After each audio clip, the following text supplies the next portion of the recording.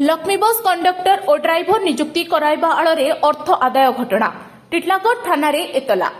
February 1 तारिख गुरुवार दिन लक्ष्मी बस कंडक्टर और ड्राइवर भाव नियुक्ति देवा ना लोकों ठारू टंका आदाय भिडियो खबर प्रसारण हेबा परे ओएसआरटीसी विभाग बलांगीर यूनिट परिवहन अधिकारी अमित कुमार मिश्र शुक्रवार संध्यारे टिटलागढ़ थाना को आसी ए संप्रांत थानाधिकारी श्री अवनी साई को लिखित अभियोग कर एठारे उल्लेखयोग्य जे संजीव नायक नामक जड़े व्यक्ति इंटरव्यू रे पास करे चाकरी कराइबा आଳରେ आवेदन करिथिबा प्रत्याशी टंका आदाय भिडियो भाइराल हेबा परे ओडिशा परिवहन विभाग पक्षरु यथाशीघ्र पदक्षेप ग्रहण करने थाना रे एतला दैछंती।